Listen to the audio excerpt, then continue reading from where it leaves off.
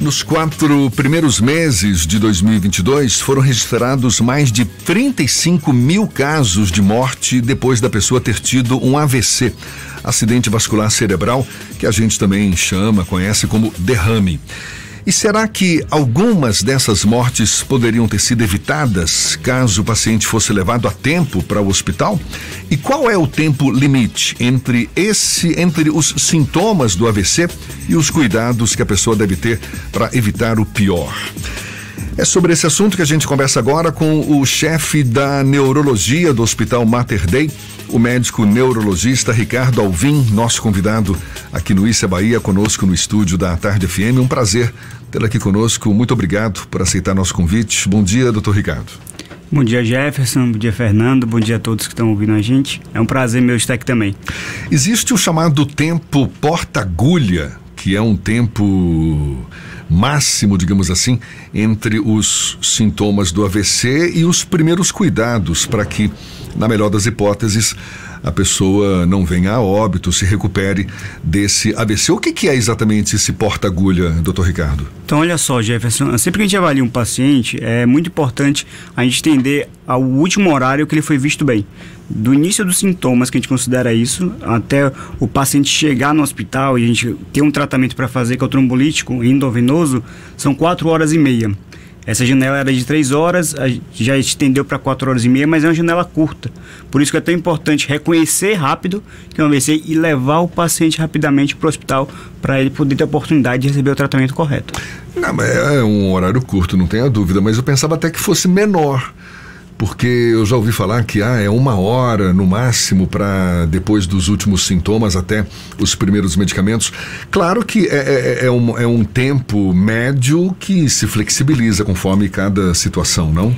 O tempo, na verdade, é isso. Os estudos mostraram que até 4 horas e meia o risco entre o paciente ter um sangramento com a medicação, que é um trombolítico. Então, a ideia da medicação é tentar dissolver esse trombo que está causando obstrução na artéria e levando ao derrame. Principalmente o derrame o isquêmico, na AVC isquêmico. A gente sabe que existe o hemorrágico e o isquêmico. O tratamento do isquêmico, sim, até 4 horas e meia do início dos sintomas. Por isso que é fundamental reconhecer precoce, como eu falei. Então, assim que perceber, a gente reforça aqui também essa oportunidade de falar com o público sobre aquela sigla que já foi falada, que é o SAMU, né? Você pede para o paciente sorrir, ele abraçar, ou seja, ele tem que levantar os braços, cantar uma música, ou seja, se comunicar, e o de urgente. Então, se tiver alguma coisa dessa alterada, comunicar ao SAMU pelo 192 ou levar rapidamente para um pronto-socorro para o paciente ser atendido, ser avaliado pelo neurologista e, se confirmada a suspeita de um AVC, ele poder receber o tratamento correto. E só para que fique bem claro, o isquêmico é quando ainda não houve o derrame, propriamente dito, ou seja, não houve ainda o rompimento da artéria ou da veia.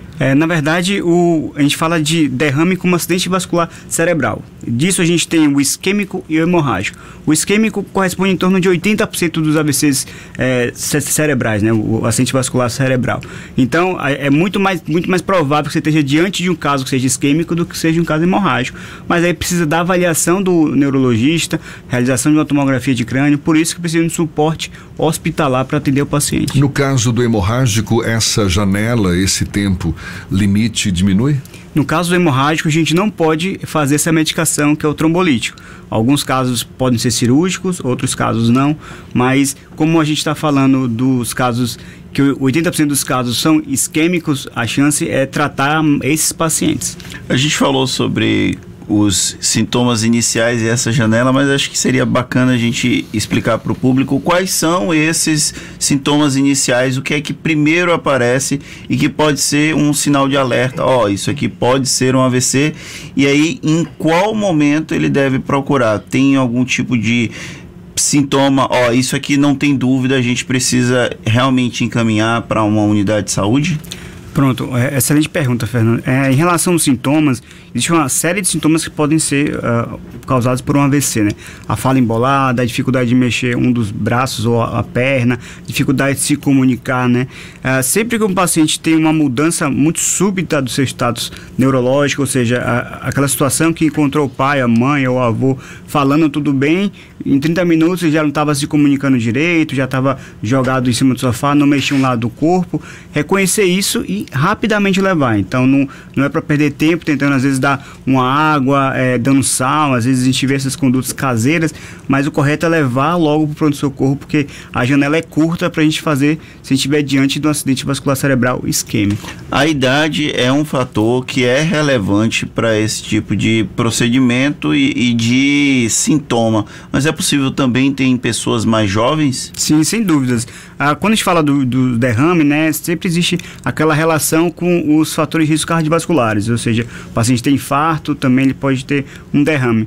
Então, quanto mais os pacientes são idosos, existe uma maior taxa de comorbidades, como hipertensão arterial, dislipidemia, diabetes, tabagismo. Tudo isso são fatores de risco para o derrame também. Mas a gente pode ocorrer em pacientes jovens também. Então, não é somente uma doença de adultos, também é uma doença de pacientes jovens. E por isso que às vezes é difícil você definir claramente qual é, e aqui eu faço o apelo a, se notarem algo semelhante, encaminhar para um socorro que o médico vai poder avaliar e tomar as decisões corretas. Hábitos de vida são decisivos para evitar, por exemplo, que haja um derrame, um acidente vascular cerebral? Claro, sem dúvida nenhuma, porque hábitos de vida saudáveis, né? Então, o paciente que faz atividade física, controla o peso, toma suas medicações corretamente, ou seja, a pressão arterial está controlada, a diabetes está controlada, tudo isso evita. A gente fala muito do infarto, mas a gente também tem que falar da doença cerebrovascular, que é o derrame. Então, tudo isso anda muito junto. Então, quando a gente reforça desses hábitos de vida saudáveis, a gente protege o paciente de desenvolver um derrame durante a vida dele. Os casos que têm chegado ao hospital, que o hospital é recém-inaugurado, o senhor tem mais experiência do que o próprio hospital, eles demonstram algum tipo de padrão dos pacientes que chegam numa situação já mais delicada para uma necessidade de uma intervenção que pode aumentar o risco, por exemplo, de vida desse paciente? Isso é muito variável. Existem casos que chegam em tempo de janela adequado, outros casos chegam um pouco mais tarde. O Hospital Mater Dei tem um fluxo muito bem organizado de atendimento ao paciente com acidente vascular cerebral, da enfermagem treinada, os técnicos. A gente chama isso que o Jefferson falou do tempo porta-agulha, é um dos tempos que a gente leva em consideração quando a gente avalia o paciente, mas existe também um tópico que a gente chama de tempo porta-tomografia. Então, tudo é uma corrida, o comparativo que a gente faz do atendimento do paciente com AVC é como se fosse aquele pit stop da Fórmula 1. Cada pessoa na equipe tem uma função e a ideia é a gente otimizar o tempo o mais rápido possível, porque cada minuto que a gente perde ali tomando alguma decisão, o paciente pode evoluir com a sequela permanente e a gente tem que ser rápido nessa decisão. Então, a gente vê às vezes que pacientes que vêm de lugares mais distantes, às vezes demoram para chegar, ou algumas vezes o paciente já tem algum problema neurológico que é discreto e aí pior e a família acaba achando que não é relevante. Então, sempre que eu reconhecer, essa decisão tem que ser do médico, se isso é um AVC ou não, e por isso que a gente está no hospital, lá no pronto-socorro 24 horas, 7 dias por semana para poder atender. Fatores genéticos contam para que haja o acidente vascular cerebral? Por exemplo, se você tem um histórico na família de casos, você precisa ficar mais atento, você precisa ter um acompanhamento regular de um neurologista, por exemplo? Sem dúvidas conta. Então, fatores genéticos relacionados a esses fatores de risco que a gente falou, né, do fatores cardiovasculares. Então, deve ter um acompanhamento com um neurologista, ou um cardiologista, ou um médico clínico, alguém que consiga trabalhar, identificar e se encontrar, tratar rapidamente, e sem falar dessas orientações de vida saudáveis que são muito importantes da população aderir. A gente está conversando aqui com o neurologista Ricardo Alvim, que é chefe da neurologia do Hospital Mater Dei. Não raro a gente vê pacientes que tiveram um AVC, mas se recuperam, voltam à sua vida normal, o que também não é raro terem sequelas. O que é determinante num caso como esse? O que vai definir, não, olha, sinto muito, mas sequelas serão inevitáveis ou não? O que determina exatamente? Quando a gente está na fase aguda, Jefferson, o que determina um pouco é o tempo de atendimento do paciente. Então, a gente sabe que, apesar dessa janela ser de 4 horas e meia, quanto mais rápido a gente atende o paciente no AVC isquêmico, né, maior a chance de recuperação desse paciente, tá? Então, por exemplo, a cada 30 minutos que a gente demora para poder tratar o paciente, e reduz em torno de 10% a chance dele evoluir com um desfecho favorável. Então, por isso que é muito importante nessa fase, que é a fase que a gente tenta evitar o dano cerebral ou uma sequela que seja permanente, né? E aqui é muito interessante porque a gente está falando muito do tratamento endovenoso, do trombolítico, mas o tratamento do AVC nos últimos 30 anos vem se revolucionando. Então a gente tem cada vez mais opções, como por exemplo o tratamento endovascular para fazer a trombectomia mecânica, que necessita de um aparato estrutural hospitalar um pouco mais complexo. A gente tem isso disponível lá no Mater Dei, e que isso ajuda a tomar decisões em pacientes que estejam, talvez, que passaram nessa janela de 4 horas e meia para receber a medicação endovenosa, mas a gente consegue fazer essa terapia que é como se fosse um cateterismo, mas a gente vai no cérebro e consegue tirar esse trombo que está entupindo a artéria. Então o que muda aqui é o tempo para atendimento e o tamanho da lesão cerebral, se a gente conseguiu salvar ou não durante o tratamento agudo. A gente pode concluir que aquele paciente que não recebe o atendimento adequado e a tempo vai evoluir para um derrame hemorrágico e ter sequelas? Pode ser que sim, dependendo do tamanho da área da lesão. Se foi uma artéria pequena que foi obstruída, ou se foi um sangramento pequeno, pode ser que a lesão seja pequena. Mas se for uma área grande que a gente poderia ter salvado ao desobstruir a artéria, no caso do AVC isquêmico, a sequela depende realmente desse tratamento que a gente pode oferecer. Por mais que não seja a melhor opção, porque a gente está batendo nessa tecla, é importante levar para um hospital, para um atendimento médico quanto antes, mas diante dessa impossibilidade, existe algo que pode ser feito em casa para minimizar os efeitos até que se consiga um atendimento adequado? Infelizmente, em casa, não. Assim, precisa ser rápido. A conduta maior não é esperar melhorar, não é dar nenhuma medicação, é se reconheceu, se suspeitou de um AVC, encaminhar rapidamente para um hospital que tenha a capacidade de atender esse paciente, né? Então, às vezes o paciente... que a gente entende que tem hospitais menores e hospitais maiores que possam atender, então, sem identificar um hospital que tenha essa capacidade e a estrutura para isso, é melhor encaminhar diretamente do que dar qualquer medicação ou esperar ver se passa. Então, é por isso que a gente faz o alerta aqui para quem está ouvindo a gente. Suspeitou, não perde tempo, leva diretamente para o hospital, que o médico vai poder atender, vai poder ajudar mais rápido. Você falou que hoje comemora-se muitos avanços, não é, nesse assunto em especial, ou seja, no tratamento de pacientes com AVC. Avanços em que sentido? Do ponto de vista de medicamentos, novas terapias, novos conhecimentos? O que se comemora exatamente? A gente comemora que antes a gente, uns 30 anos atrás, a gente não tinha o que fazer de um tratamento do AVC. A gente diagnosticava e a gente não tinha tratamento. A gente vem evoluindo de forma espetacular no sentido de oferecer ao paciente opções de tratamento, e cada vez mais essa janela de tratamento vem sendo ampliada no sentido de opções. Então, para essa medicação que é o trombolítico, a gente considera uma janela de 4 horas e meia no início dos sintomas. Para o tratamento que eu citei, que é um pouco mais complexo, que é a trombectomia mecânica, até 24 horas no início dos sintomas. Então, essa janela está ficando cada vez mais ampla, porque a gente entende que existem pacientes que se beneficiam a partir disso. Como é que chama essa última opção aí? Trombectomia mecânica. Trombectomia mecânica. Aí já é uma cirurgia? É um procedimento endovascular, em que a gente faz uma punção de uma artéria e vai até a artéria cerebral que está ocluída para tentar retirar esse trombo que está causando o AVC. Sim. Então, precisa de uma estrutura realmente hospitalar, mais uma equipe mais formada para poder oferecer esse tipo de tratamento. Além disso, vem evoluindo bastante na neuroreabilitação dos pacientes. Então, apesar de ter casos realmente que são catastróficos, existem casos que a gente consegue reabilitar o paciente e ele retornar um pouco a sua qualidade de vida, né? Então, a gente fala muito do tratamento da fase aguda, e também a gente já vem evoluindo um pouco nisso que a gente conversou um pouco mais cedo, sobre como prevenir, né, o AVC. Então a gente tem que reforçar muito a prevenção primária, do paciente cuidar bem da própria saúde para poder evitar de ter um AVC, e a gente tem que lidar com possível complicação no futuro. E quando a gente fala nas sequelas, é porque houve algum dano no cérebro, em alguma região ali do cérebro, correspondente a determinadas funções, e você acaba perdendo essas funções. Aí eu te faço uma pergunta, você que é neurologista, é possível, até porque eu acho que já houve casos assim, não sei, mas é possível recuperar aquilo que foi danificado numa região do cérebro em outra região do cérebro? Sim, é possível. Então, a gente sabe que a reabilitação ajuda para isso, essa neuroplasticidade que a gente fala. Os neurônios, depois que eles morrem por um AVC, aquela região do cérebro, ele morre. O neurônio não vai regenerar igual a pele da gente regenera.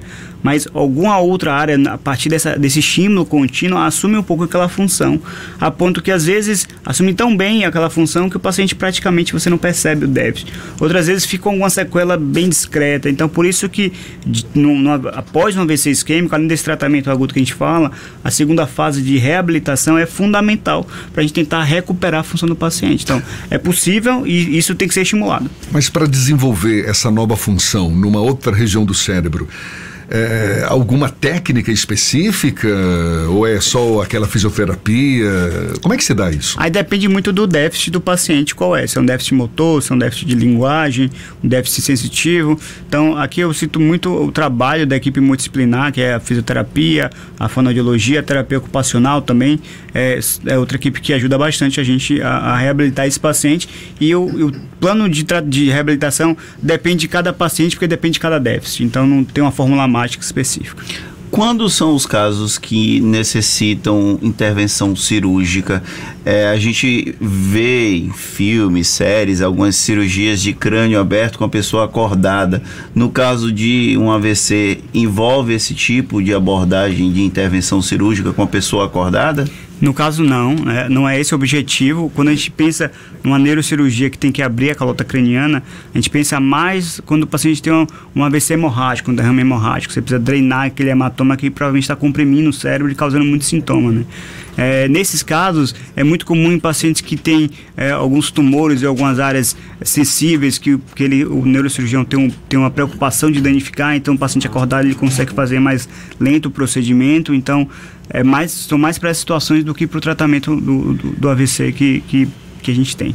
No caso do tratamento do AVC hemorrágico com a intervenção cirúrgica, precisa descomprimir o cérebro, mas às vezes existe, por exemplo, a remoção do tecido que foi danificado, ou isso não chega a acontecer? A ideia é fazer a remoção do coágulo que está ali. Então, às vezes, em alguns locais você consegue drenar o coágulo e aí isso diminui o efeito de massa no cérebro, que aí reduz, querendo ou não, a compressão das áreas que ainda estão boas.